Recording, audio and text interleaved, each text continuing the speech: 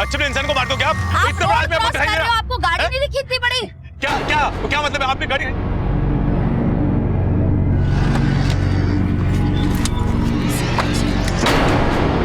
Baby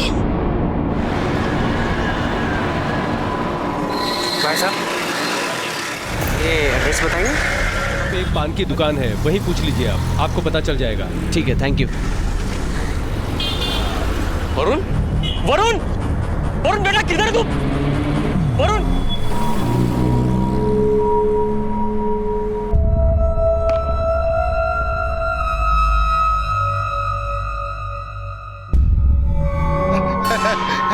अरे अरे अनिरुद्ध, किसी ने देखा क्या? अनिरुद्ध!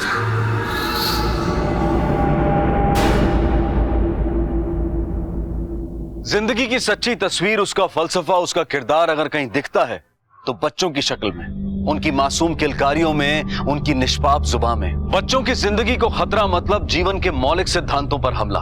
साल 2014 में एकाएक देश के कई शहरों से बच्चे लापता होने लगे। महीनों गुजर गए लेकिन इन बच्चों का कुछ पता नहीं चला। और सबसे हैरानी की बात तो यह थी कि इन बच्चों को लेकर कोई फिरौती या धमकी का कॉल भी नहीं आया। परिवार सन्नाटे में था, पुलिस हैरान परेशान थी कि अचानक एक खौफनाक तब्दीली के साथ कुछ गुमशुदा बच्चे सामने आए।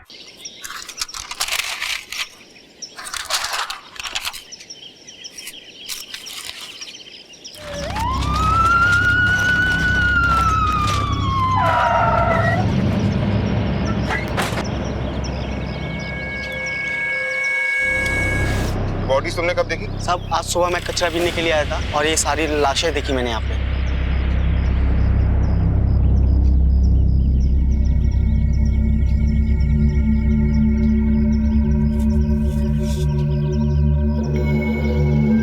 ये निशान तीनों बच्चों की बॉडी पर आग से मार्किंग की गई। पोस्टमार्टम के लिए भेजो तीनों की बॉडी को। Right sir. सर, धानु रोड में जो बच्चे मिले हैं सर, उनमें से एक जिंदा मिला है। चलो हॉस्पिटल। इन बच्चों की तस्वीरें स्टेट के सारे पुलिस स्टेशन में सर्कुलेट करवाओ। पता करवाओ किसी ने इनके बारे में गुमशुदा की रिपोर्ट लिखवाई है या नहीं। सर, अगर आप कहें तो एक तस्वीर अखबार में डाल दें। नहीं, अभी नहीं, अभी ये बात डिपार्टमेंट तक ही रहने दो। Sir,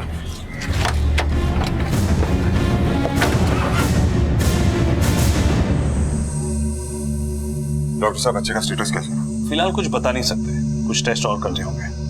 excuse me.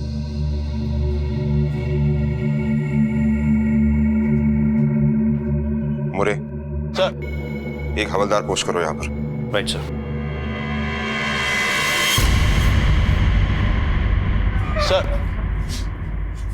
सर, ये लोग नासिक से आए हैं सर। वो जो बच्चा हॉस्पिटल में है, ये कहते हैं कि उसके माँ बाप हैं। सर मेरा बच्चा, सर हमारा बच्चा किधर है सर? सर बोलिए ना किधर है? क्या नाम है उसका? वरुण, वरुण साठे साहब। साल भर पहले किसी ने रास्ते से उसे उठा लिया था साहब। हमने एफआईआर भी किया, कभी कहीं पता ही नहीं चला उसका। हर जगह ढूंढा हमने, कहीं नहीं मिला सर। साहब मेरा बच्चा। ये देखिए उसकी माँ, ये साल भर से रो रो के उसका हाल बुरा हो गया सर। अब मुझे मेरे बच्चे को देखना है, कैसा है वो? बैठिए, बैठिए। साहब मेरा बच्चा मुझे। कोई फिरौती की कॉल? नहीं साहब। आपके पास आपके बच्चे की फोटो है? हाँ है। ये देखिए साहब। वरुण साहब, मेरा बच्चा मुझसे मिलवा दो मुझे।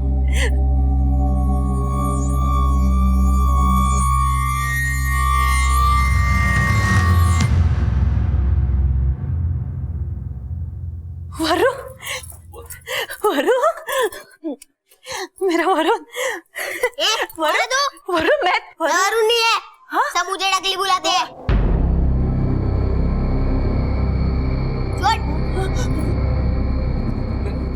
मैं बात करता हूँ। अच्छा इधर वरुण, अरे ये तेरी आई है, मैं बाबा हूँ तेरा। और मुझे वरुण, वरुण, छोड़। मुझे देख। अन्ना किधर है? मेरी आई है। अन्ना किधर है? अन्ना कौन? अरे अन्ना। आपके परिवार में कोई अन्ना नाम का आदमी है? कोई नहीं साहब। पर ये कैसी बातें कर रहा है? हमको तो पहचान भी नहीं रहा है। देखिए, मुझे लगता है इसके दिमाग पर बहुत गहरा असर पड़ा है। मेरा बच्चा।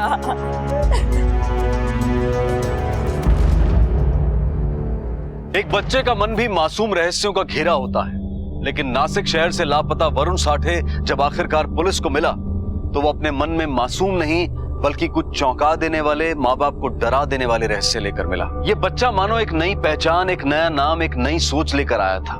ना केवल उसने अपने माँ बाप को पहचानने से इनकार किया, बल्कि एक ऐसी दुनिया की तरफ इशारा किया जिसका भेद पुलिस तक के लिए पहेली था। कौन था, कहां था ये अन्ना?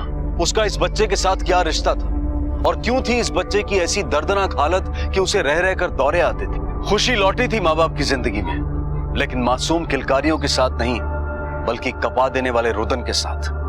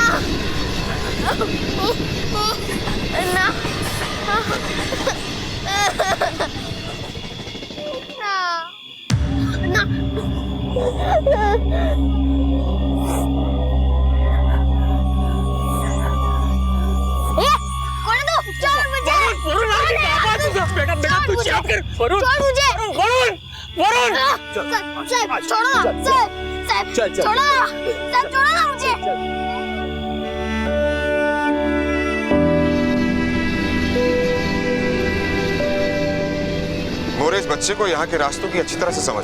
सर लगता है अन्ना इसको इसी सड़क में मिलता होगा। सही कह रहे हो तुम, लेकिन ये अन्ना यहाँ क्यों आता है? और ये अन्ना है कौन?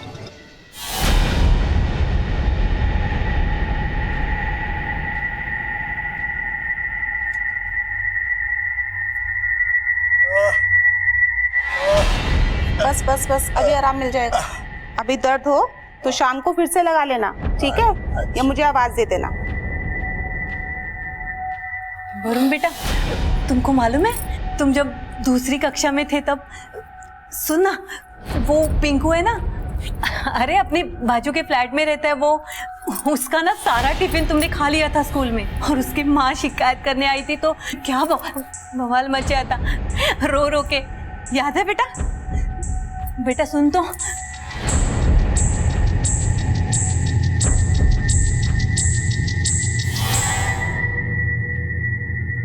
बच्चों की मौत ड्रग ओवरडोज से हुई। हाँ सर, ये भी लिखा है कि ड्रग किसी दवा के जरिए दिया गया। बॉडी में दवा के ट्रेस पाए गए, मतलब काफी दिनों से उन्हें ड्रग दिया जा रहा था। बच्चों की मौत लाश मिलने से 7 घंटे पहले हुई। लेकिन सर ड्रग तो वरुण को भी दिया गया होगा, पर वो तो हमें जिंदा मिला। मोरे, इस केस के पीछे जो कोई भी है, उसका मकसद तीनों बच्चों को मारना ही था। वरुण की किस्मत अच्छी है कि वो बच गया। मोरे, इस केस में कुछ अजीब से फैक्ट्स हैं। बच्चे हमें कमजोर और बीमार हालत में मिले, और उनके पांव पर वो निशान। कोई तो है इस सबके पीछे। वरुण को लगातार फिट्स पड़ रहे हैं सर। ड्रग्स ना मिलने की वजह से जो विड्रॉल सिम्टम्स होते हैं ना, शायद वही है। मुझे भी यही लगता है। मोरे, ये अन्ना जिसके नाम की रट वरुण ने लगा रखी है, हो सकता है ये वही आदमी है जो बच्चों को ड्रग्स देता है। अब बच्चे को ड्रग की लत लग गई। जब तक अन्ना उसे नहीं मिलेगा तब तक वो बेचैन रहेगा, और शायद तब तक जब तक वो ड्रग्स उसके हाथ ना लग जाए। अरे कहाँ गया तुम्हारा दवा का शीशी? सुबह में यहाँ पे रख गई थी। अरे मेरे को नहीं मालूम नर्स, मैं तो सो रहा था। क्या क्या नहीं मालूम? अब मैं दूसरी शीशी कहाँ से लेकर आऊंगी? दर्द दर्द लगा के रखा हुआ है।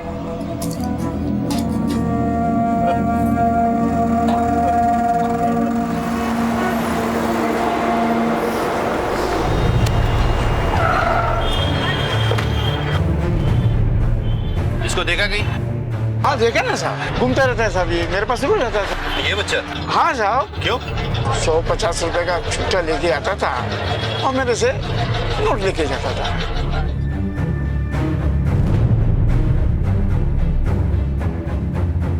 ये सब भिखारी लोग हैं सर। इधर अपना बंदर चौक, काशी मीरा, सूर्या कॉम्प्लेक्स, इधर सब लोग घूमते फिरते हैं।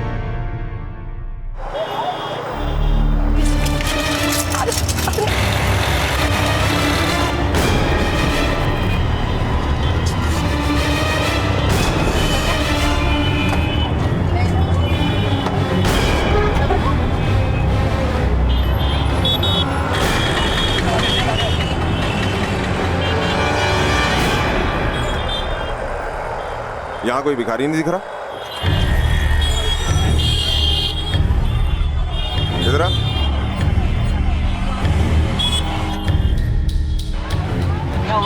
यहाँ सिग्नल पर जो भिखारी भीख मांगते हैं, कहाँ है वो? मालूम नहीं साहब, अभी यही थे सब। रोज यहाँ पे होते क्या? हाँ साहब, दिन भर ट्रैफिक में घूमते रहते हैं, किचकिच करते रहते हैं और यहीं पे पड़े रहते हैं। और शाम को एक कोई आता है, इनको पाव देता है और फिर सब निकल देते हैं। आओ। हाँ साहब, एक अन्ना नाम का आदमी आता है एक पुराने मॉडल की गाड़ी में और इन सब भिखारी को पाव देता है। कितने बजे आता है? यही कुछ 4 से 5 के बीच।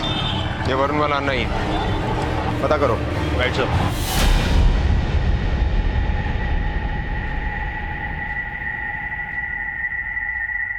वरुण का मासूम चेहरा दर्द से कुम्हला गया था। दर्द के दौरे उसके शरीर को जार जार कर रहे थे, लेकिन कौन जानता था कि इस सब का भेद वो अपने अंदर ही छुपाए बैठा था। एक ऐसी भयानक लत जो उसे मौत की ओर ले जा रही थी। तकदीर अच्छी थी कि यह बात हॉस्पिटल में सबके सामने उजागर हो गई। अब पुलिस के सामने सबसे बड़ी चुनौती थी ये पता लगाना कि आखिर इस बच्चे को ये लत दी किसने। क्या अन्ना ने? यह मामला सिर्फ वरुण का नहीं था, बल्कि उन 2 बच्चों से भी जुड़ा था जिनकी लाश पुलिस को जंगल में मिली थी और जिनकी मौत ड्रग ओवरडोज से ही हुई थी। यह मामला उन तमाम बच्चों से जुड़ा था जो गुमशुदा हुए थे और अब तक नहीं मिले थे। और इधर वरुण के इलाज के लिए डॉक्टर्स ने एक नई राह पकड़ ली थी। बच्चे की ब्लड रिपोर्ट आ गई, ड्रग ओवरडोज का केस। कुछ ही समय में उसे रिहाब में शिफ्ट करेंगे। डॉक्टर साहब, किस तरह का ड्रग दिया गया बच्चे को? ये कोई रेगुलर ड्रग नहीं है। देखने के बाद ऐसा लगता है कि ऑइंटमेंट या बाम में इस्तेमाल होने वाले सेडेटिव से एडिक्शन हो रहा है। डॉक्टर ये ठीक तो हो जाएगा ना? ठीक हो जाएगा, लेकिन थोड़ा वक्त लगेगा। ड्रग की तलब लगेगी उसे, हो सकता है विड्रॉल सिम्टम भी। सर, वरुण की तबीयत फिर से खराब हो रही है। Excuse me. मोरे, ये भिखारियों का रैकेट है। बच्चों को किडनैप करते हैं, उन्हें ड्रग देते हैं, फिर उनसे भीख मंगवाते हैं। और शायद इनका सरगना ये अन्ना है। पर सर, इस आदमी तक पहुंचना बहुत मुश्किल होगा। रिपोर्ट मिली है कि मीरा रोड के सभी भिखारी लोग एकाएक कहीं गायब हो गए।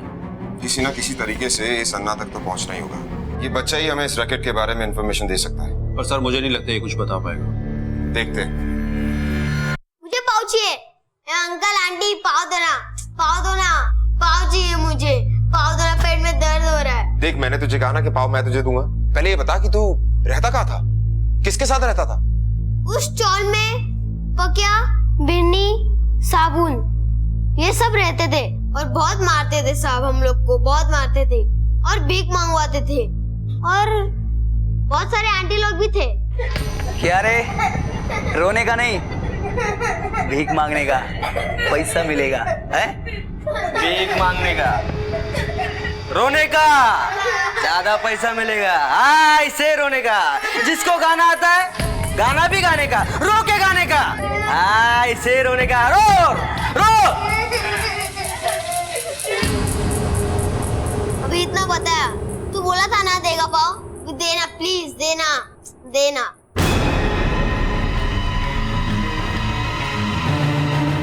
मोरे, मीरा रोड इलाके में 7 चौल, 4 हम देख चुके हैं। पर हमको वहां पर कुछ नहीं मिला सर। पाटिल, गाड़ी लगा।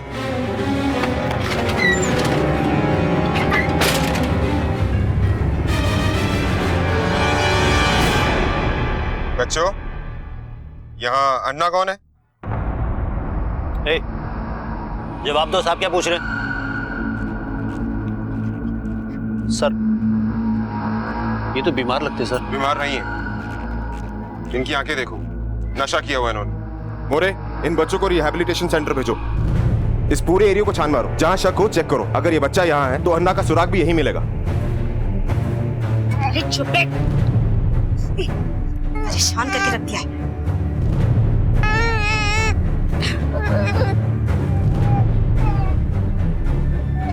किसका बच्चा है ये? मेरा बच्चा है साहब। क्या नाम है इसका? सुन, कहाँ पैदा हुई? यहाँ पास का अस्पताल है ना, म्युनिसिपैलिटी अस्पताल, वहीं पे। अपना और अपने पति का नाम बताओ। म्युनिसिपैलिटी हॉस्पिटल में पता करो इसका और इसके पति का नाम वहाँ पर है या नहीं। साहब, ये मेरा बच्चा है साहब। अच्छा? मैं सच बोल रही हूँ साहब। तलाशी लो। साहब, काय की तलाशी? ज्योति? मैं सच बोल रही हूँ साहब, मैं झूठ नहीं बोल रही साहब। साहब, मैं सच बोल रही हूँ, मैं सच बोल रही हूँ साहब।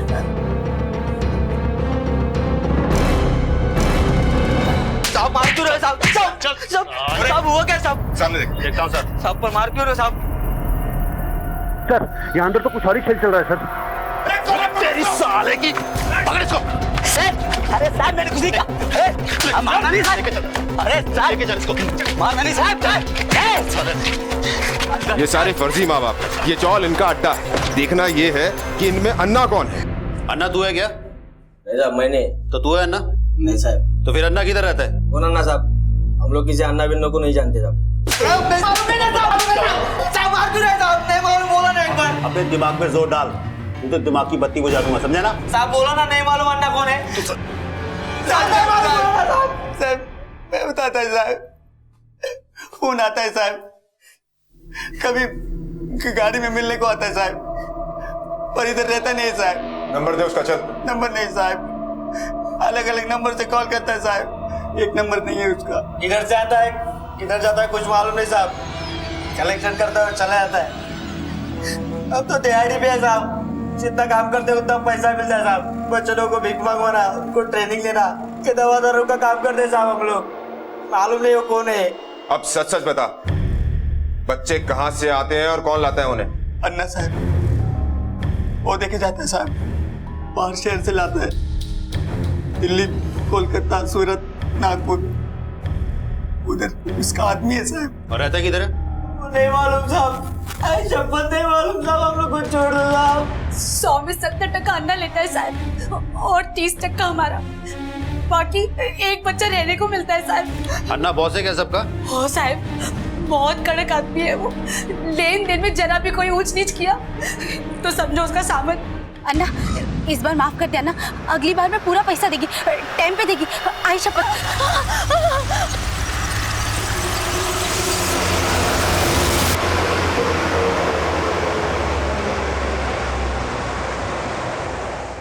एक दिन पक्यार में भीख मांग के लौट रहे थे। उस दिन मैंने एक दुकान में बाइक देखी। ये लेगा पोल, कैसे लेगा, कैसा पैसा किधर से लाएगा? इससे कल और कमाऊंगा और जमा करूंगा और ये लूंगा, और भाई को क्या देगा? देगा।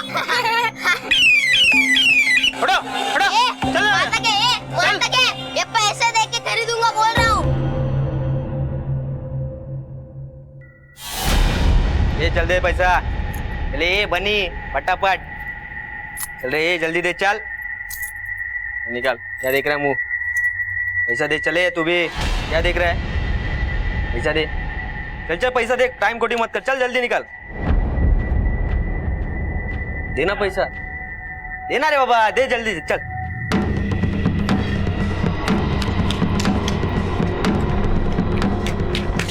भाऊ भाऊ, ए भाऊ, अरे क्या रे, कोई मर गया क्या? वो टकली ना भाग गया।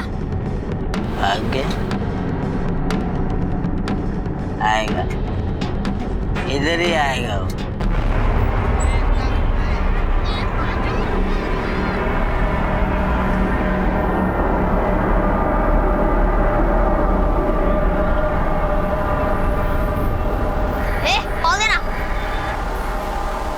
ये ले, पैसा देना। तो लेना, मैं किधर ना बोला, ले।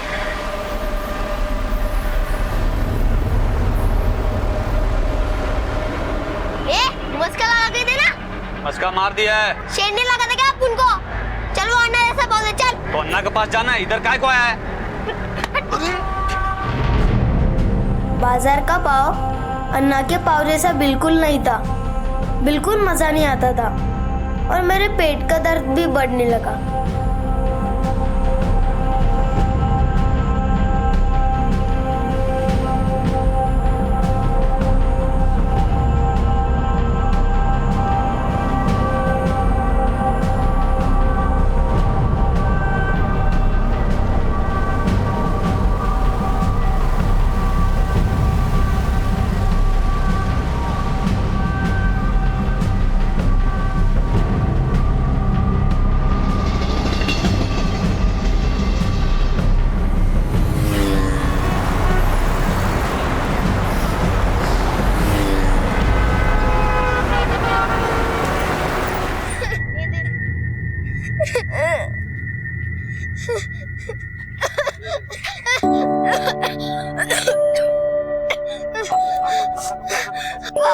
बाबूजी, बाबूजी,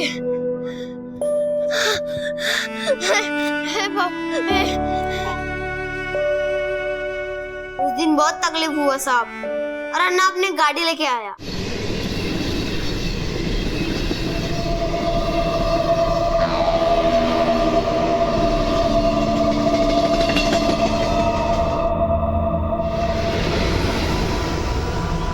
कौन सी गाड़ी? वो पुराने वाले मॉडल की गाड़ी है साहब। पुराना मॉडल। साहब पाव देना, साहब पाव देना।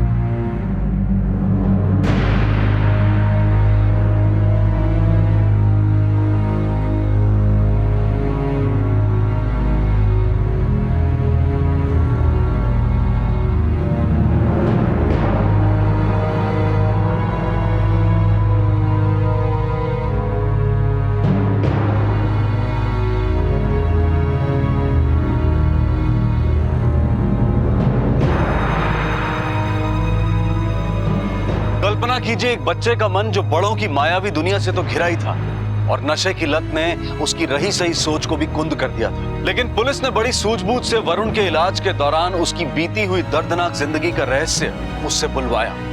ये ना सिर्फ तहकीकात में सहायक साबित हुआ बल्कि कहीं ना कहीं उस मासूम बच्चे के मन में भरे जहर को भी कम करने में मददगार साबित हुआ। इधर वरुण धीरे धीरे अपने माँ बाप की तरफ बढ़ रहा था और उधर पुलिस इस खौफनाक गुत्थी को सुलझाने में अपराधियों के नजदीक पहुंच रही थी।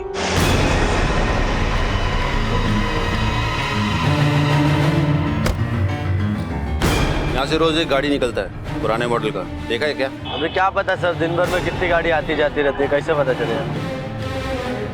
ये कैमरा चालू है? जी सर। इसका फुटेज निकलवाओ पिछले 1 महीने का। Okay sir. जी सर।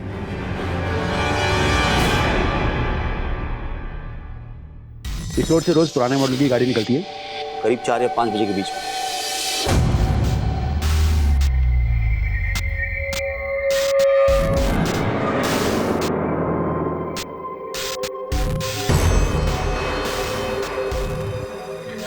ये देखिए सर, 5 तारीख के बाद गाड़ी का आना बंद हो गया। मतलब जिस दिन से हमने तहकीकात शुरू की। हो सकता है सर उनको खबर लग गई हो। जाएंगे कहाँ? मोरे एक काम करो, गाड़ी का नंबर निकलवा कर आरटीओ से पता करो किसके नाम पर है ये गाड़ी। तहकीकात के टेढ़े मेढ़े रास्तों से गुजरकर आखिर पुलिस को एक सुराग मिला। एक पुरानी कार, एक नंबर। इस कांड से इसके मुख्य अभियुक्त अन्ना से गहरा ताल्लुक रखती थी। गाड़ी की खोज में पुलिस ने जमीन आसमान एक कर दिया और आखिर सफलता मिल ही गई। अंकल आइसक्रीम दो ना। क्या रे अंकल बोलता है? बोला ना तेरे को अन्ना बोलने का। मेरे को अन्ना क्या बोलेगा? अन्ना। अन्ना। क्या क्या क्या साहब? चल चल ना, चल। ये तेरा ही गाड़ी है ना? मैं ना सर, क्या बात है? चल तेरे को बता, चल। किधर सर? बैठना। सर क्या किया सर?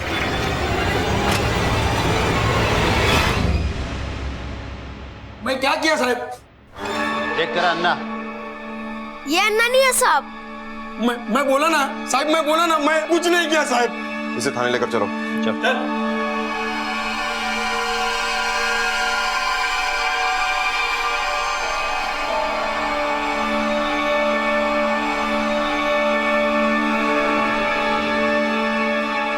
ये क्या अन्ना? नहीं साहब, ये अन्ना नहीं है। ये अन्ना नहीं है? नहीं। ये क्या अन्ना? नहीं बोला ना, नहीं आता। लेके जाओ उनको। गाड़ी कहाँ से आया तेरे पास? मेरा है सर, गाड़ी तो मेरा ही है। क्या बकता है? तो फिर अन्ना के पास कहाँ से आया? मेरे को पता नहीं साहब, वो मेरे बाजू में घनश्याम रहता है साहब, वो मेरे को 200 रुपया रोज का देता था साहब। पाव देना। कितने पाँव दूं घनश्याम भाई? सब दे दे। ए घनश्याम, चल सब मेरे के क्या पाव खिलाता है साहब, लेकिन छोड़ो मुझे। अरे साहब लेकिन मैंने किया क्या? चल अंदर। अरे इसे कैसे? अन्ना, नहीं साहब, ये तो अन्ना का ड्राइवर है।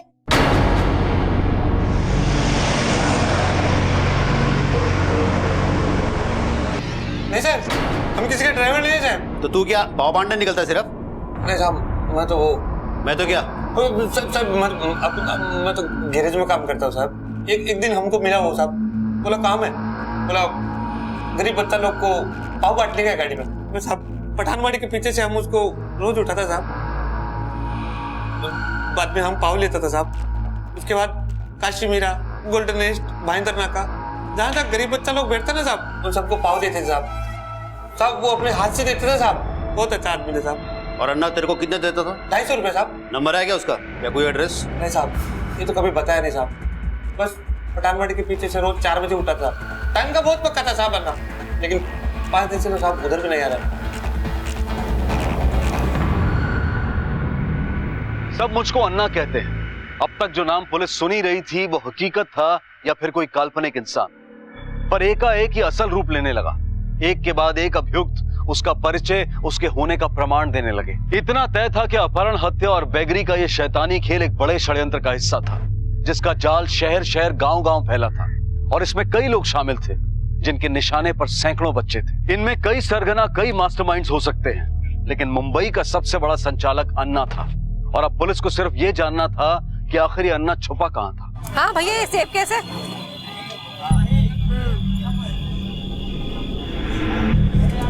मम्मा आइसक्रीम। हाँ जाओ बेटा ले लो।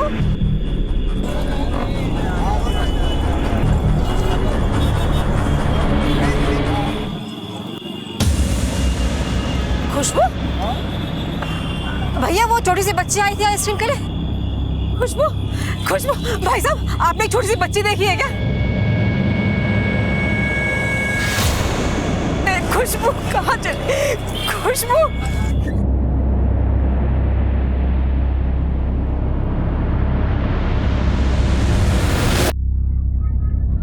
हेलो अन्ना, बच्चा जा रहा है, रिसीव कर लेना।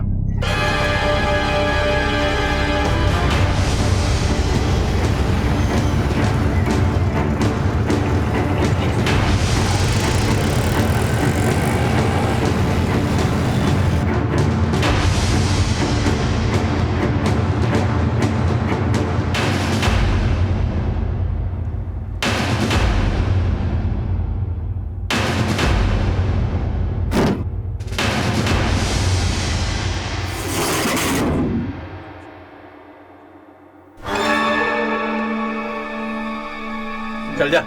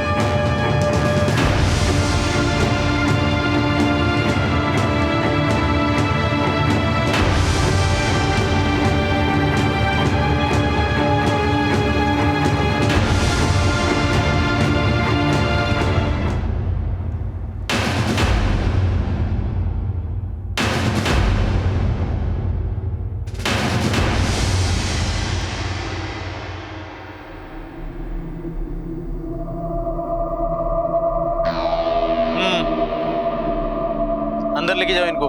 चलो सर।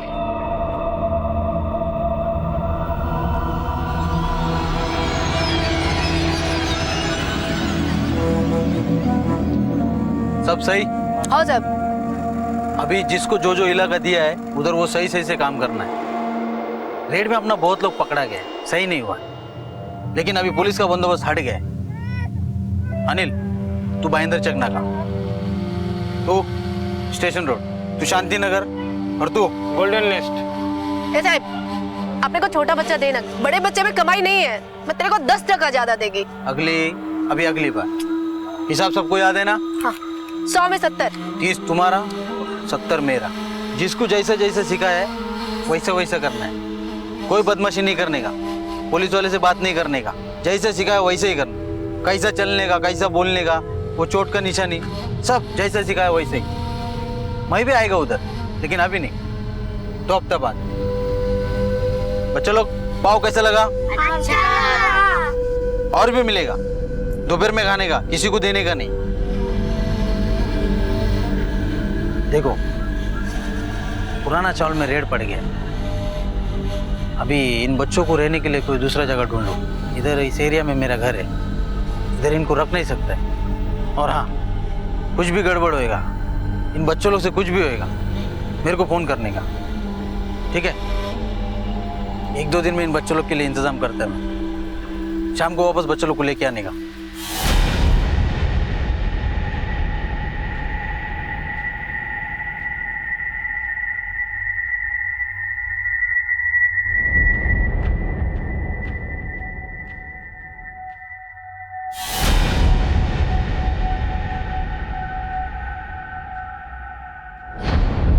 सर, ये देखा आपने? एक आदमी ने इस लड़की को भिखारी के साथ देखा। इस लड़की के कपड़े भिखारी जैसे नहीं थे, इसलिए इसकी फोटो सोशल मीडिया पर डाली है। अरे ये एरिया तो सूर्य कॉम्प्लेक्स का एरिया है। हाँ सर। टीम तैयार करो, तुम ज्योति और साठे सिविल ड्रेस में। हाँ, मैं एसीपी साहब को खबर करता हूँ।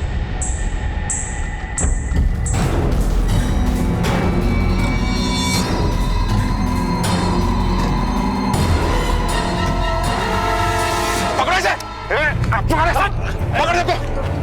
क्या अन्ना, बहुत पाव खिलाया बच्चों को तूने। चल, तेरे को जेल के पाव खिलाता हूँ, चल। अरे साहब, आपको कोई मिस्टेक हो गया, मैं तो इधर से गुजर रहा था। अच्छा, गुजर रहा था? किडनैपिंग, ट्रैफिकिंग, मर्डर, मुझे पहचानने वाले बहुत लोग हैं।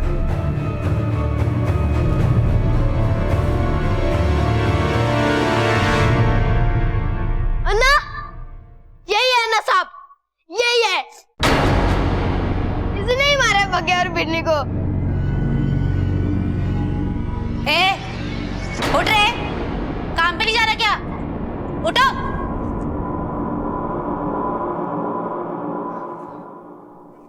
साला, और क्या?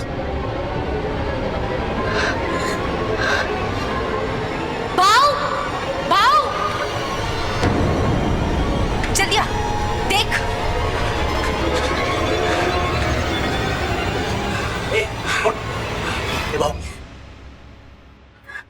ये तो क्या साला, ये भी खलास। अब ज्यादा खाने लगते हैं साला।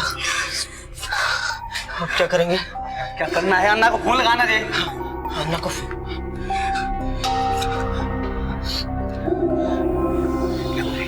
अबे रुकना, साला अन्ना को फोन नहीं लग रहा है। साला अन्ना भी नेटवर्क में नहीं। साला थोड़े टाइम में लाश में से बदबू आना शुरू हो जाएगी। जंगल में फेंक दे। चल, उठा।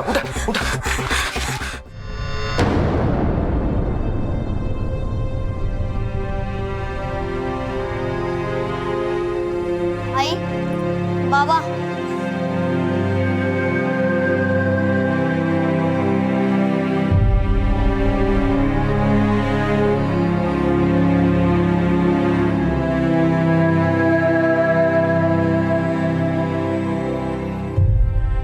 यदि बच्चे जिंदगी का सार हैं तो माँ बाप उस सार के संरक्षक हैं। माँ बाप होना सिर्फ पारिवारिक ही नहीं बल्कि एक सामाजिक जिम्मेदारी है। कल का समाज कैसा होगा ये इन बच्चों पर निर्भर करता है। एक आंकड़े के अनुसार हर साल देश में तकरीबन 12 लाख बच्चे किडनैप कर लिए जाते हैं और यौन शोषण और भीख मांगने के पेशे में शामिल कर दिए जाते हैं। पुलिस ने अन्ना और उसकी तमाम कारगुजारियों पर आईपीसी की अलग अलग धाराओं के तहत हत्या, अपहरण, दैहिक और मानसिक शोषण के मामले दर्ज किए और इनके जरिए पुलिस कई और ह्यूमन ट्रैफिकिंग के सरगनाओं को पकड़ने में भी कामयाब रही। बच्चे देश का भविष्य हैं। ये सिर्फ एक स्लोगन नहीं है बल्कि हकीकत है और अगर इस हकीकत को सीरियसली नहीं लिया गया तो कयामत आ सकती है। इन दिनों पर्यावरण और उससे जुड़े खतरे चर्चा में हैं, लेकिन बच्चों की सुरक्षा भी इस धरती के लिए उतनी ही मौलिक है उतनी ही जरूरी है जितना कि पर्यावरण। उनका ख्याल रखें, सतर्क रहें। मारो छोरो, मारो बेटो, हाय हाय भगवान ने मारो छोरो को। अरे कहाँ मर गई गुंजन? अरे मोतिया उतर आया तुम सबकी आंखों में। जो छोरा दिखाई ना दिया किसी को, यहाँ पड़ो जलती मशीन के बगल में। सुन, थारा छोरो है ना, कौन देखेगा? हाँ, पहले गोद भर नारी, अब संभाल नारी। ले ले पकड़। और तुम दोनों से देखा ना जा रहा हमारे पोते को, हाँ, जो मारने पे उतर आई। हाँ, 3 मुश्तंडी छोरियों की सजा हमारे पोते से लेगी क्या? दादी वो मैं चुप रह तुम। थारी माँ ने थारे को चुप रहना ना सिखाया। चल कुंजन चल, ला मुझे दे। ओले ओले ओले ओले ओले मारो छोरो, मारो लल्ला। माँ, दादी हर बार ऐसा करती है। नहीं बेटा, फिर दादी को ऐसा क्यों लगता है? कैसे व्याशी उनका पोता है, मैं उनकी कुछ नहीं हूँ। कुंजन बेटा, ऐसा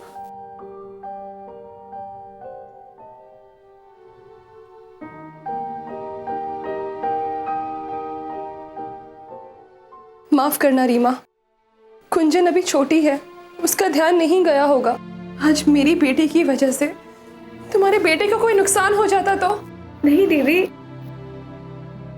कहाँ बनेगा मेरा छोरा, कहाँ बनेगा मेरा पोता बड़ा होके कहाँ बनेगा? माँ होकर भी उसके लिए कुछ नहीं कर पाती हूँ। मेरी ही गलती है।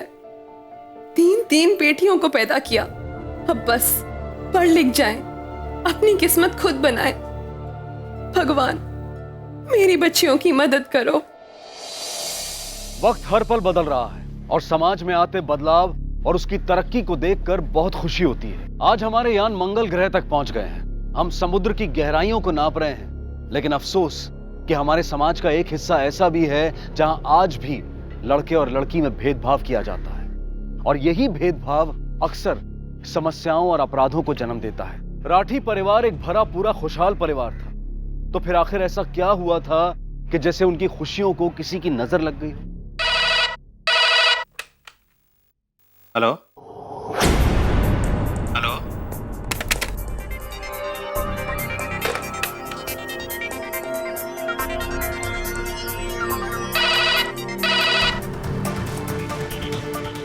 हेलो।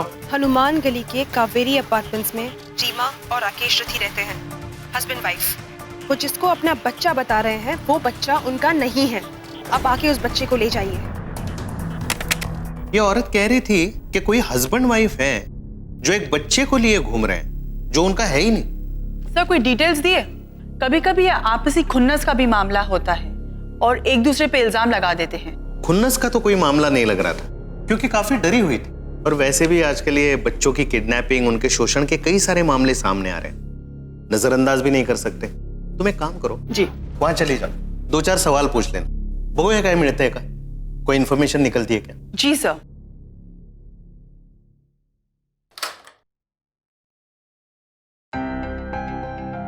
के बात से? नमस्कार माता जी, मेरा नाम सुशीला है।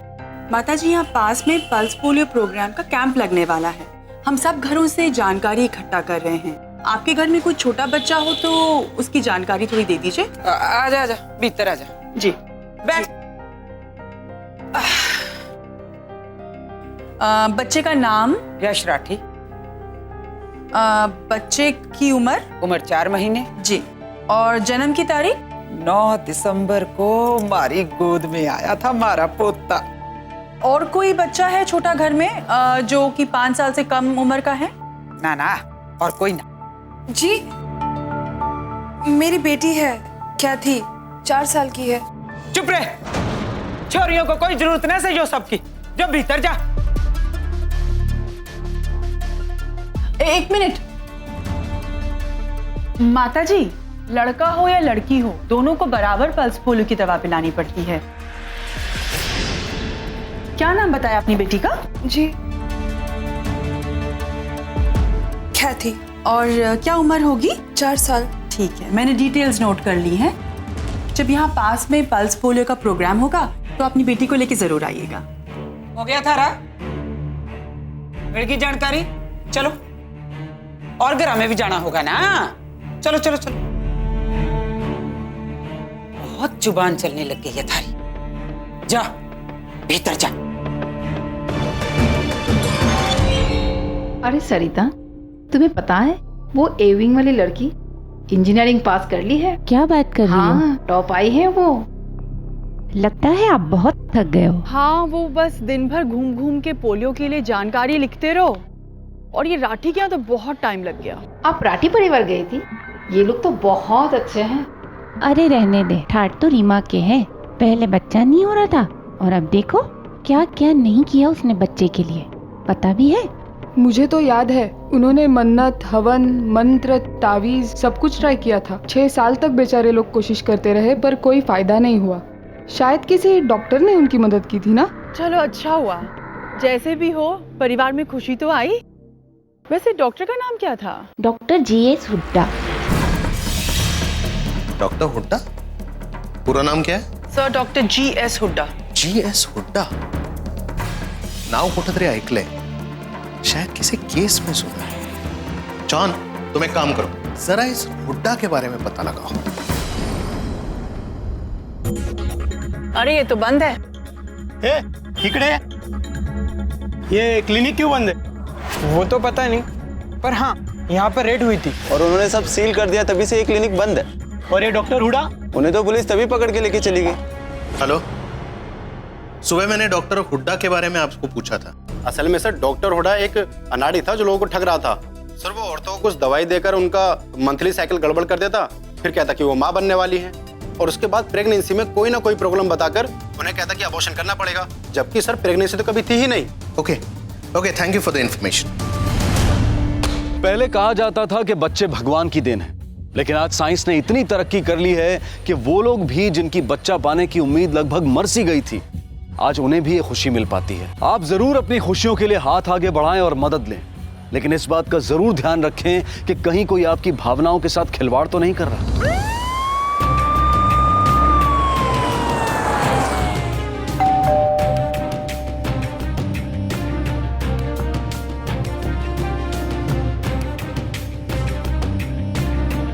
इंस्पेक्टर साहब आप? राठी साहब, आपसे कुछ बात करनी। हाँ आइए। रीमा, भीतर ले जा इसे। संभाल। जी कहिए इंस्पेक्टर साहब। अभी जो अंदर गई वो आपकी बहू रीमा है? हाँ जी इंस्पेक्टर साहब। और वो जो बच्चा था उसका नाम यश है? जी हाँ, लेकिन इंस्पेक्टर साहब बात क्या है? बात यह है राठी साहब कि हमें एक अनजान व्यक्ति का फोन आया था। उसने कहा कि ये जो यश है जिसको आप अपना पोता बता रहे हैं, वो आपके बेटे राकेश और रीमा का बच्चा नहीं है। लेकिन नहीं, हम सिर्फ इंक्वायरी करने आए। अरे तारी हिम्मत कैसे हुई? देखिए, हमारे पास ऐसे कई सारे मामले आते हैं आजकल बच्चों के, हम सिर्फ अपना काम कर रहे हैं, बताइए। मैं ना जानू तेरे काम वाम। अरे तू चुप ना बैठ सके है? अब इंस्पेक्टर साहब क्या कह रहे हैं वो सुन तो ले। मुझे सारे पेपर्स देखने हैं। एक मिनट राकेश बेटा, वो अस्पताल के जो रीमा के बिल्स है ना, वो ला के इंस्पेक्टर साहब को दिखा।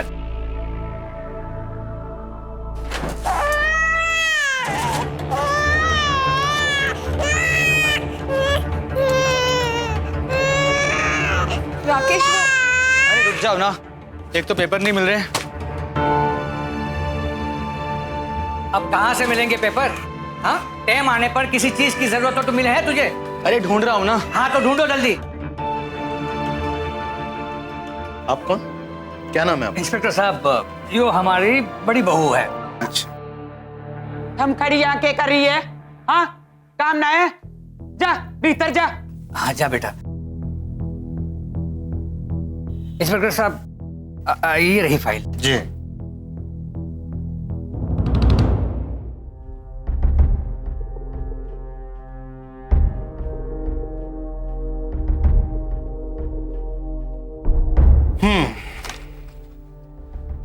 राठी साहब, आपको क्या लगता है किसका फोन होगा?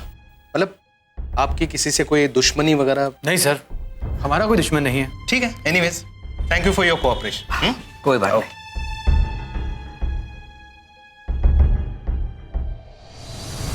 हाँ, क्या लग रहा है, फोन कॉल झूठा है या राठी झूठ बोल रहा है? सर वैसे राठी के पेपर्स वगैरह तो सब बराबर हैं, पर शायद कोई फंसा रहा हो उन्हें। लेकिन एक बात तो पक्की है, डॉक्टर हुड्डा फ्रॉड था। इसका मतलब है उसके इलाज से डेफिनेटली रीमा मां नहीं बन सकती। तो फिर सर वैसे उनके घर का माहौल तो काफी अजीब था, पर प्रॉब्लम क्या थी ये कुछ समझ नहीं आया। मला पण वाटलं थोडंसं, दोनों बहुएं काफी डरी हुई थी। सास ससुर से डरती है शायद। सर वैसे आपको याद है वो राकेश राठी ने अपने को जो मेडिकल बिल्स और फाइल्स दिखाई थी, वो किसी आशा फर्टिलिटी एंड मैटरनिटी क्लिनिक की थी। क्यों ना हम वहां जाके कुछ पता करें, शायद हमें कुछ मिल जाए। यस, चलो। सो जा मेरा बच्चा, मम्मा किसी को तुझे ले जाने नहीं देंगी। पता नहीं किसकी नजर लग गई है हमें। एक मुश्किल खत्म नहीं होती कि दूसरे पहले आके सर पे खड़ी हो जाती है। तुम ऐसा क्यों सोच रही तो फिर कैसा सोचूं? हमने कितनी पूजा की, कितनी मिन्नतें की भगवान से, क्या क्या नहीं किया राकेश। उसके बाद मुझे मेरा बेटा मिला है। पर राकेश ऐसा फोन किया किसने होगा?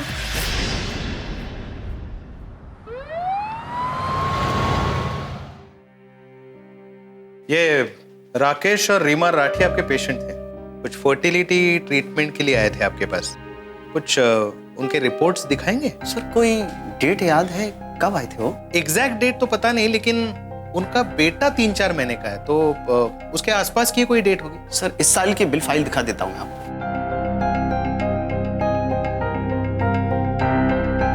देखिए सारी रिपोर्ट्स हैं सर इसके अंदर।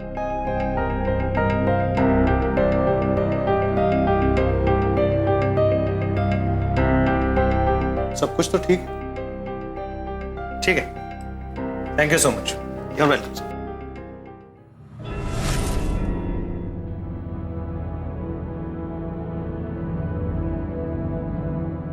सब पेपर्स बराबर थे, एकदम ऑर्डर में। एक मिनट, सिवाय एक चीज के। वो क्या सर? आओ। अरे सर आप वापस आ गए, कुछ छूट गया था सर? अब वो जो रिपोर्ट्स तुमने दिखाए थे ना, वो जरा ठीक से चेक करने थे, जरा दिखाना दोबारा।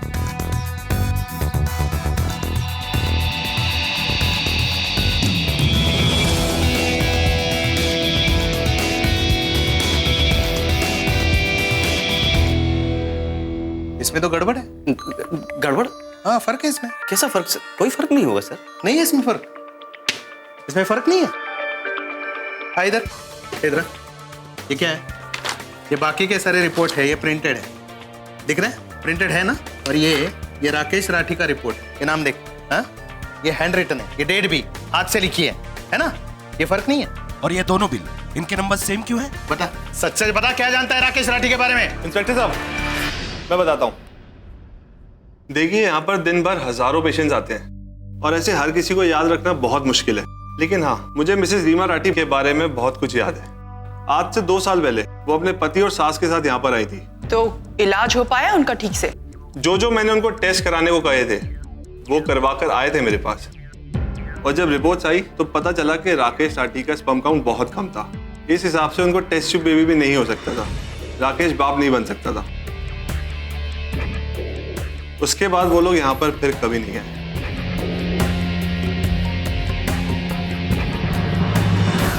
जो बिल्स और रिपोर्ट्स तूने दिखाया है 4 महीने पहले की डिलीवरी के, उसके बारे में सच बोलेगा यार? सर 6 महीने पहले राकेश राठी मेरे पास आए थे। और कृष्णा कैसा है? आप कैसे हैं? अरे मैं ठीक हूँ, बाप बनने वाला हूँ। मुबारक हो। अरे तेरे लिए मिठाई लाया हूँ। Thank you. कृष्णा थोड़ी हेल्प चाहिए थी। कैसी हेल्प? अरे ये भी रख। सर उसने मुझे बताया था कि उसकी बीवी माँ बनने वाली है। वो मुझसे कुछ जाली मेडिकल बिल्स चाहता था। मैंने सोचा उसके घर में खुशी आई है, इससे किसी को नुकसान भी नहीं होने वाला था। जरा से पैसों के लिए तुमने इतना बड़ा जुर्म किया? तुम्हें पता है इसकी सजा क्या है? लोग इतने भरोसे के साथ तुम्हारे पास आते हैं, अपनी सारी कमजोरियां शेयर करते तुम्हारे साथ, और तुम हो कि जरा से पैसों के लिए। सर मुझसे गलती हो गई, मुझे माफ कर दो सर। इसका मतलब है राकेश राठी हमसे झूठ बोल रहा था, वो तो बाप बन ही नहीं सकता। एक स्त्री और पुरुष जब साथ आते हैं तो उनके बीच में एक रिश्ता बनता है और उस रिश्ते के अंश मिलकर बच्चे का जन्म होता है। और जब दोनों में से किसी एक का भी अंश कमजोर हो तो बच्चे का होना मुश्किल या फिर नामुमकिन हो जाता है। राकेश का अंश यानी कि स्पर्म काउंट बहुत ही कम था, तो फिर ये बच्चा हुआ कैसे? और कौन थी वो महिला जो बार बार पुलिस को फोन करके इस मामले में हुई गड़बड़ी के बारे में आगाह कर रही थी?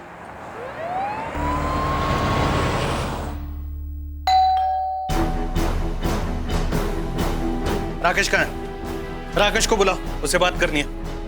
हे भगवान, जो पुलिस वाले तो मुंह उठा के जब देखो चले आए हमारे घर में, जो पुलिस वाले तो हमारे परिवार के पीछे ही पड़ गए। हाँ, क्या चाहे, पैसे चाहे? तू रुक माँ, आज मैं इनसे बात करता हूँ। ये क्या तमाशा बना रखा आप लोगों ने?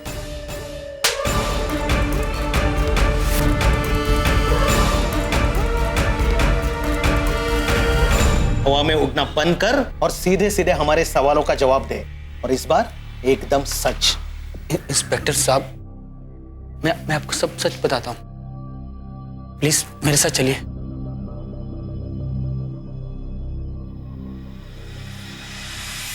इंस्पेक्टर साहब, ये सच है कि यश मेरा बेटा नहीं है। वो हम जानते हैं, पर ये नहीं जानते कि तुमने हमसे झूठ क्यों बोला। उन दिनों मेरा और रीमा दोनों का इलाज चल रहा था। डॉक्टर ने कहा था कि आईवीएफ ट्रीटमेंट से हमारा बच्चा हो सकता है, पर इलाज बहुत महंगा है। हमने जैसे तैसे करके पैसे इकट्ठे किए और वो ट्रीटमेंट करवाया। फिर डॉक्टर ने कहा कि मेरा स्पर्म काउंट बहुत कम है, इसलिए आईवीएफ ट्रीटमेंट से भी मैं बाप नहीं बन सकता। क्या करता है इंस्पेक्टर साहब? घर पे सब लोग खुशखबरी की वेट कर रहे थे और मैं वहां मैं बहुत डिप्रेस रहने लग गया था। अब तो यार दोस्त भी मेरा मजाक उड़ाते थे, ना मर्द ना पुंसक। आज बहुत दिनों के बाद इतना मजा। यार हमारा मजा तब डबल होगा जब राकेश इस दारू का पैसा देगा। सारी दारू तुम सब लोग गटके हैं और बिल मैं भर दूंगा। अबे इतनी भी नहीं चढ़ी मुझे अभी। अरे यार इतना कंजूस क्यों हो रहा है? भर दे ना, बच्चे तो तुझे है नहीं, तो इतने पैसों का क्या करेगा? ये पैसे हम दोस्तों में ही लुटा दे। अबे अरे बाप तो बन नहीं सकता, तो सारा गुस्सा पूरी दुनिया पे उतारेगा। और हाँ, अपनी बीवी को माँ बनाना हो तो भेज देना हमारे पास। जो महिलाएं मां नहीं बन सकती हैं, जिन्हें समाज अक्सर बांझ कहकर उनका तिरस्कार करता है, उनसे ज्यादा दया का पात्र और कोई नहीं। लेकिन जो पुरुष पिता नहीं बन सकते हैं, उनका जीवन भी कुछ कम कठिन नहीं है। पुरुष प्रधान समाज व्यवस्था में बच्चा होने की नैसर्गिक धारणा को पुरुष की मर्दानगी के साथ जोड़ा गया है, और उन पुरुषों को भी समाज ने सिर्फ ताने ही दिए हैं। क्या मर्दानगी का अर्थ सिर्फ बच्चे पैदा करना है? एक पुरुष के लिए नामर्द कहलाना उतना ही तकलीफदेह है जितना कि एक महिला के लिए बांझ कहलाना। और इस दर्द, इस तकलीफ के लिए अगर कोई जिम्मेदार है तो वो है समाज की सोच। बड़ी बहू ने तो पहले ही छोरियों की लाइन खड़ी कर दी, अब ये दूसरी भी पोते का मुंह ना दिखा रही। मारे को तो लग गया कि जैसे भगवान ने मारी किस्मत ही मोड़ दी। बेटा, थारी अम्मा बूढ़ी हो गई है और कितना जिएगी। हाँ अम्मा, ऐसा क्यों बोल रही हो? सब ठीक हो जाएगा। ना रे ना, अब मारे को कुछ ठीक होता ना दिखे है। अगर तू कुछ ठीक करना चाहे है ना अपनी अम्मा के लिए, तो एक काम कर, दूसरी शादी कर ले, बहू लिया दूसरी। अम्मा, ये तुम क्या बोल रही हो? के मांगा थारे से? सिर्फ अपने लिए मांग रही हूँ, थारी खुशी ना सा इसमें? तुझे ना देखना अपने बेटे का मुंह? मान ले अपनी अम्मा की बात, छोरी मारी देखी हुई है, घनी सुंदर है।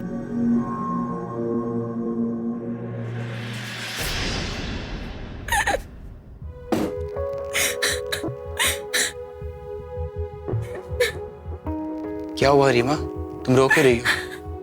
वो अम्मा कह रही थी ना आपकी दूसरी शादी के बारे में, लड़की भी देख ली है कि आप दूसरी शादी करेंगे। चुप करो रीमा, ऐसा कुछ भी नहीं है। हम अपनी शादी में भी बुलाएंगे, क्या घर से भी निकाल देंगे? हे भगवान, ऐसा कुछ नहीं है रीमा। मेरी शादी हो चुकी है तुमसे। कर भी लोगे तो मैं कौन सा रोक लूंगी।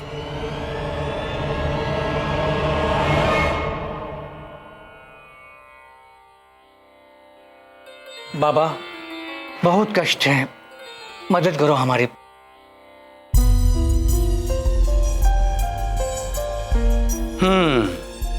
संतान प्राप्ति की इच्छा है। जी बाबा, आप तो अंतर्यामी हो। यदि खानदान का वारिस चाहिए तो इस बच्ची को 3 दिन हमारे आश्रम में रहना होगा। वहां इसे हमारी सेवा करनी होगी और फिर प्रभु के आशीर्वाद से इन्हें अवश्य पुत्र रत्न होगा।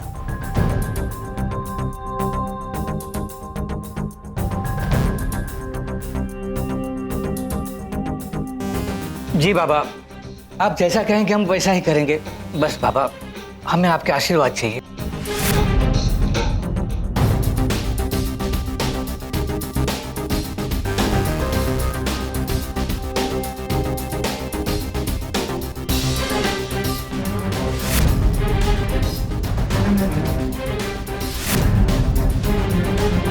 पर सेवा पूरे विश्वास और समर्पण के साथ होनी चाहिए।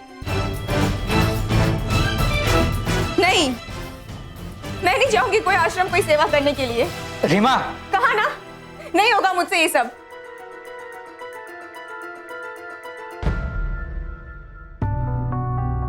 के मुंह दिखाऊंगी दुनिया को। ये औरतां ने मारे को स्वर्ग में न जाने देना। बस पोते का मुंह देखना चाहूं। हमारे देश में बेटे के लिए जो पागलपन है वो कभी कभी हैरान कर देता है। सिर्फ बेटा ही हमारे बुढ़ापे का सहारा है या हमारे वंश को आगे बढ़ा सकता है।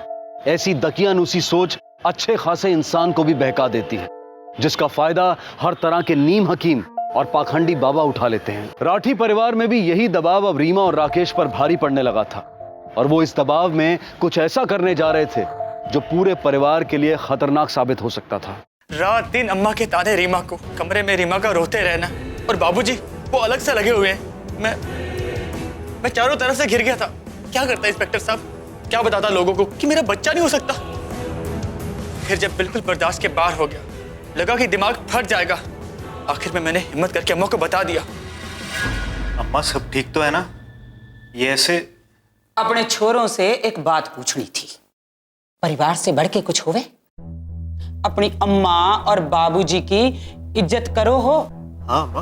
अगर अपनी अम्मा और बाबूजी की इज्जत करो हो ना, तो राठी खानदान को एक वारिस चाहिए। रवि, छोरा यो थारे और रीमा के जिम्मे आया है। इस कुणबे को एक वारिस दे दो जल्दी। अम्मा ये तो क्या बोल रही है? परिवार में एक दूसरे का साथ देना पड़े है। अम्मा मैं समझ सकता हूँ जो तू कह रही है, मगर किस्मत के लिखे को तो हम नहीं बदल सकते। उसे तो हमें मानना ही होगा। थारे से ज्यादा दुनिया देखी है मन्ने। अब तू सिखाएगा मन्ने दुनियादारी। छोरों के बिना घर खाली होवे हैं, खंडर होवे हैं। छोरियां किस काम की? तो अपने घर चले जाना। छोरों के साथ घर आबाद होवे हैं, नस्ल आगे बढ़े हैं। और तारा भाई दुनिया भर के ताने सुन रहे हैं, उसके लिए थारी कोई जिम्मेदारी होवे के ना? अम्मा बच्चा गोद भी तो ले सकते हैं। आजकल तो बहुत कुछ होवे छोरा दुनिया में। पता नहीं किसका गंदा खून, गंदी नस्ल, कौन जात। ऐसे कैसे किसी के छोरे को घर में ले आऊं और ढोल पीट पीट कर तमाशा बना दूं अपने खानदान का? अम्मा घबराओ, घर की बात से घर में ही रहेगी। बस मारे को जल्दी से पोता दे दो।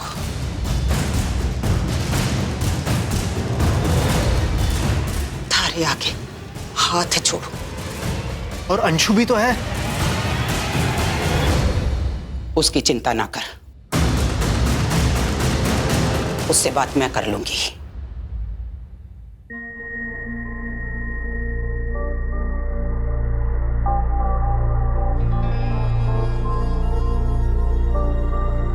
रीमा, हाँ मुझे तुमसे कुछ बात करनी है।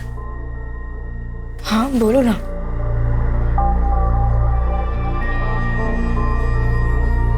रीमा, मैं जो तुम्हें कहने जा रहा हूं, अगर तुम मान जाओ तो सब ठीक हो जाएगा।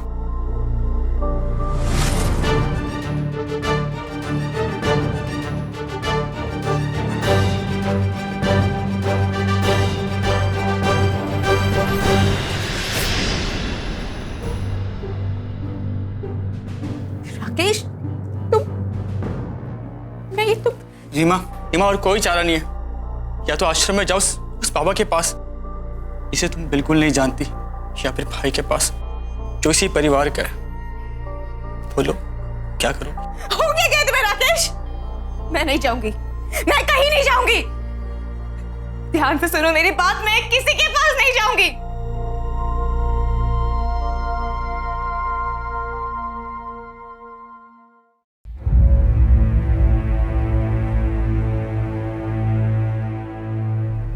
के बोल रही है?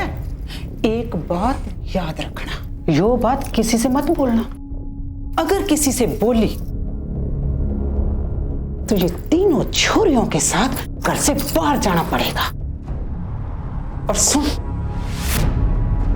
मैं अपने छोरे रवि का दूसरा ब्याह कर दूंगी। अब थारी मर्जी कि चुप रहेगी कि मुंह खोलेगी। हाँ, सोच विचार कर ले।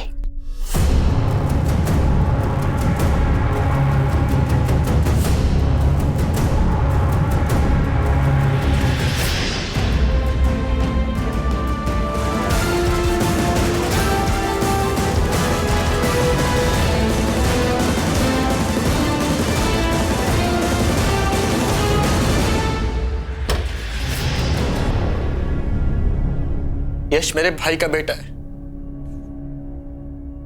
हाँ, ये सच मैंने आपसे छुपाया।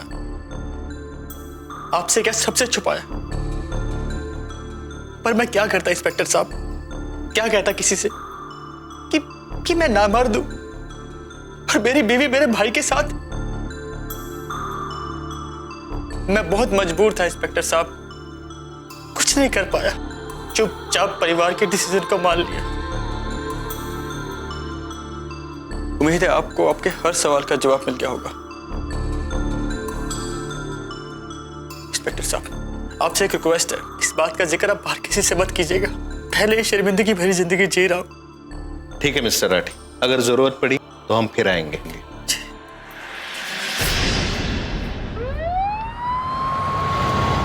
मारा वारिस, मारा पोता, दादी का लल्ला, आज तो इसका नाम रखा गया है। हाँ, हमारे राठी खानदान का वारिस यश राठी, है ना?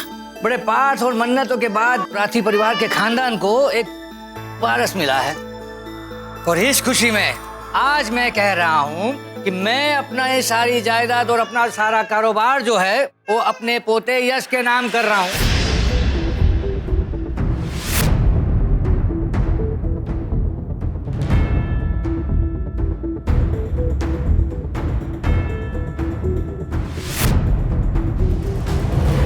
पिता की संपत्ति पर बेटे और बेटी दोनों का बराबर का हक है, और कानून भी इस बात को मान्यता देता है। लेकिन आज भी हमारे समाज में ऐसे लोग हैं जिनके लिए परिवार की विरासत सिर्फ बेटे के लिए है। अंशु की बेटियां भी राठी परिवार का हिस्सा थी, उनका भी अपने दादाजी की वसीयत पर पूरा हक था, लेकिन सब कुछ राकेश के बेटे यश के नाम कर दिया गया। क्या यह अंशु और उसकी बेटियों के साथ अन्याय नहीं था?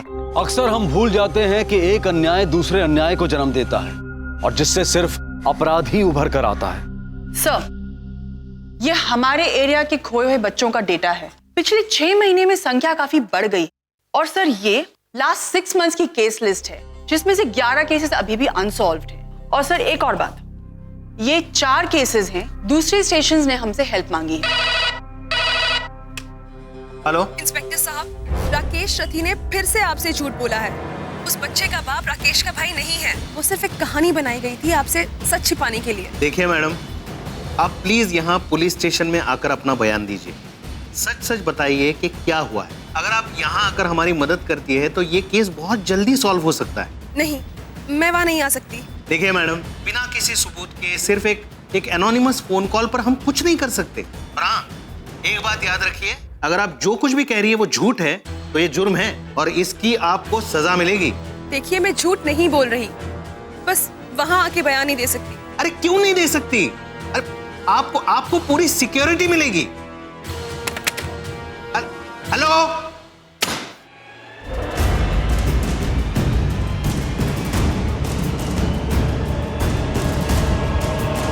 क्या हुआ सर, किसका फोन था?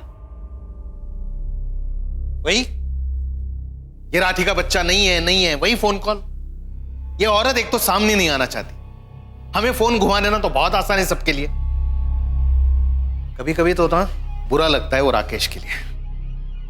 हाँ सर, मुझे भी ना उनकी वो बड़ी बहू है अंशु, उसके लिए बहुत बुरा लगता है। 3 बेटियां हैं और घर में नौकरों से भी बदतर इज्जत। सर कहीं ऐसा तो नहीं ये जो हमें औरत बार बार फोन कर रही है वो अंशु है? हाँ सर, पॉसिबिलिटी तो है, क्योंकि अगर अंशु हमें फोन कर रही है तो फिर खबर तो पक्की है। हाँ, लेकिन जो भी औरत बात कर रही है वो काफी डरी हुई है, सामने भी नहीं आना चाहती। और वो जो बात कर रही है वो पूरे दावे के साथ कर रही है। पर अगर रवि इस बच्चे का बाप नहीं है तो फिर बच्चा किसका है? सर ये बच्चा चोरी का भी तो हो सकता है। हाँ, लेकिन राकेश जो कह रहा है वो भी तो सच हो सकता है। हाँ, लेकिन अगर डाउट मन में आया है तो क्रॉस चेक तो करना पड़ेगा। जॉन, तुम एक काम करो, यश की जो बर्थ डेट है उन पेपर्स में, उसके आसपास 2-3 दिनों में जहां से भी जो भी बच्चे गायब हुए उन सबके डिटेल्स निकालो जल्दी। Right sir. जी सर, राकेश राठी। जी मैं हूँ। यहां साइन कर। Thank you.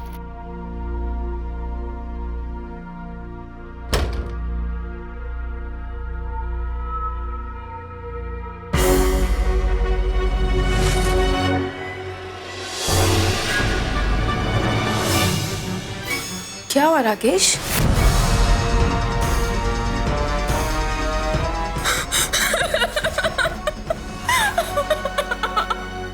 सर ये रहे डिटेल्स उन सभी केसेस के जो बच्चे आज से 7 महीने पहले गायब हुए थे। सर ये वो केसेस हैं जो सॉल्व हो गए थे और ये वो बच्चे हैं जिनकी बॉडीज हमें बाद में रिकवर हो गई थी। सर ये एक और केस है जो अनसॉल्व्ड है। तो इस केस के बारे में हमारे पास क्या इन्फॉर्मेशन है? सर ये बच्चा 7 महीने पहले कंस्ट्रक्शन साइट से गायब हुआ था। इसकी माँ वहाँ पे अंडर कंस्ट्रक्शन बिल्डिंग में काम कर रही थी और अपने बेटे को नीचे लिटा के रखा था। बस बच्चा जैसे गायब हो गया। इंस्पेक्टर साहब, सर वो मेरा बच्चा, वो मेरा बेटा यश, वो मेरी बीबी उसे गार्डन में घुमा रही थी, बस 2 सेकंड के लिए दूध की बोतल के लिए गई और मेरा बच्चा गायब। सर मुझे लगता है कि मेरा कोई दुश्मन मेरे पीछे लग गया है, वो मेरे बच्चे को उठाकर ले गया। सर डीएनए टेस्ट का ऑर्डर आया। अरे सर मैं तो वो भी करवाने के लिए तैयार था। सर मेरा बच्चा मुझे ला दो सर। राकेश और रीमा की कहानी ने एक नया और शायद बहुत ही खतरनाक मोड़ ले लिया था। पुलिस भी हैरान थी कि किस पर यकीन करे और किस पर शक। क्या राकेश और रीमा झूठ बोल रहे थे या फिर वाकई में कोई दुश्मन था जो अब सारी हदें पार करने को तैयार था? अंशु अपनी बेटियों के हक के लिए लड़ना चाहती थी, पर क्या वो सचमुच अपराध का सहारा ले सकती थी अपनी मंजिल को पाने के लिए, या फिर इसके पीछे कोई और था?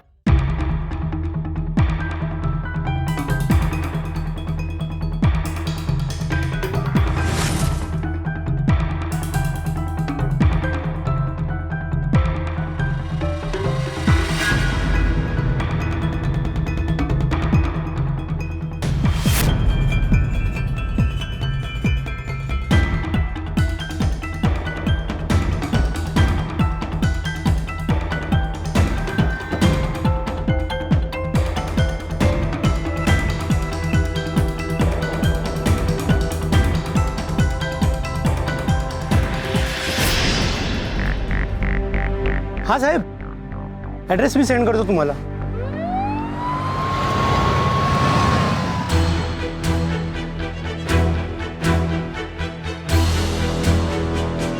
इंस्पेक्टर साहब, कुछ पता चला यश का? एक्चुअली उसी के बारे में बात करने आए थे। वैसे काफी खुशी हुई कि आपकी बीवी आपके हर काम में काफी मदद करती।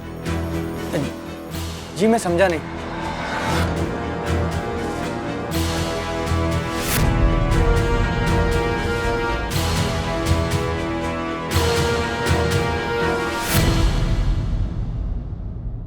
क्या करता इंस्पेक्टर साहब, कोई रास्ता बचा ही नहीं था। डीएनए टेस्ट का ऑर्डर देखकर मैं बहुत डर गया था, इसलिए अपने ही बच्चे का किडनैप हो गया। ये कह दिया आपसे। अपने बच्चे का? इंस्पेक्टर साहब मैं आपको सब बताता हूँ सच सच। क्या हुआ? कोर्ट का ऑर्डर आया है, यश का डीएनए टेस्ट करवाना पड़ेगा। हे भगवान, ये कौन है जो हमारे छोरे के पीछे ही पड़ गया? इसका इंतजाम करना ही पड़ेगा। अगर एक बार डीएनए टेस्ट हो गया तो सारी बात खुल जाएगी। अगर खुल भी जाएगी तो क्या हो गया? थारी पुलिस वालों से तो बात हो रखी है ना कि जो छोरो थारे भाई का है। अम्मा तो समझती क्यों नहीं है? ये छोरा भाई का नहीं है।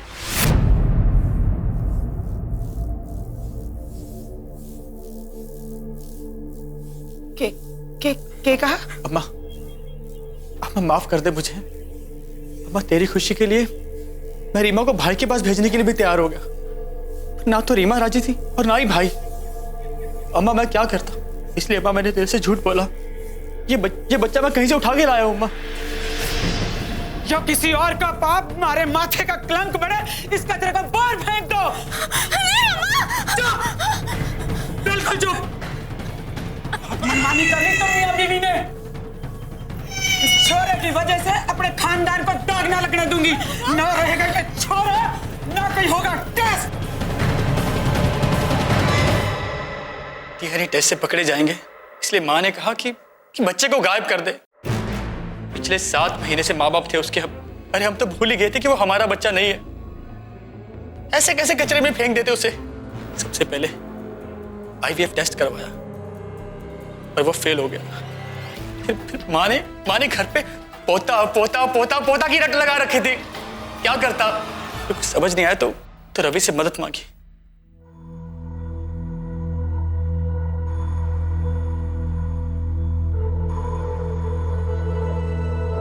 रीमा, मैं तुम्हारी हालत समझ सकता हूं।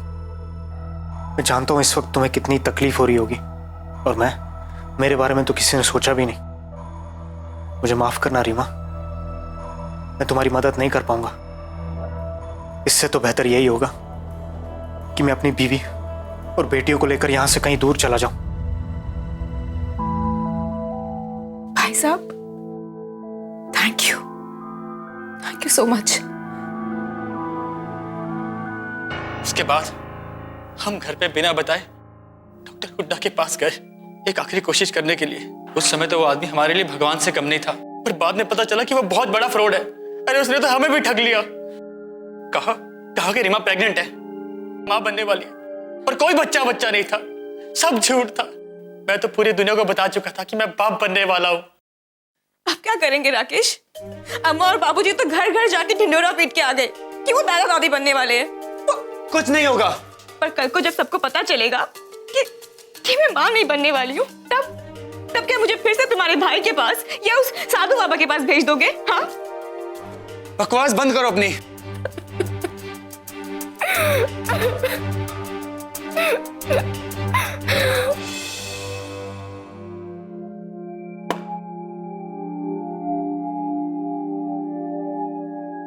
अरे रीमा, अपना ध्यान रखा कर। ऐसे में धीरे धीरे चलनी चाहिए, संभाल कर।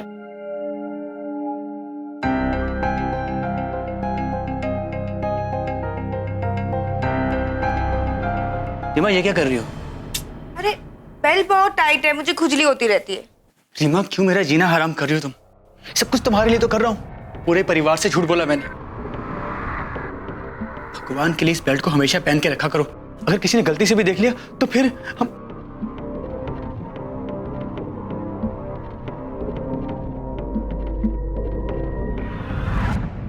गलती का तो कुछ सवाल ही नहीं था इंस्पेक्टर साहब। हमने सब कुछ बहुत अच्छे से मैनेज किया था। रीमा को टाइम पर पनवल वाले हॉस्पिटल में एडमिट करवा दिया पेट दर्द के बहाने। वहां उसके माँ बाप का घर था, इसीलिए किसी को शक भी ना होता। आशा हॉस्पिटल के कृष्णा को मैं जानता था। उसको कुछ पैसे देकर मैंने फर्जी डिलीवरी बिल बनवा लिए ताकि डॉक्यूमेंट्स क्लियर रहे। बस मुझे एक बच्चा पैदा करना था, उसके लिए भी मैंने सोच लिया था। प्लानिंग तो वाकई कमाल की थी, लेकिन अब क्या हुआ? इज्जत भी गई, बच्चा भी गया। तुम जैसे पढ़े लिखे लोग इस तरह की हरकतें करते हो, शर्म नहीं आती तुम्हें? इंस्पेक्टर साहब, दिमाग जैसे खत्म हो गया था। कुछ समझ में नहीं आ रहा था।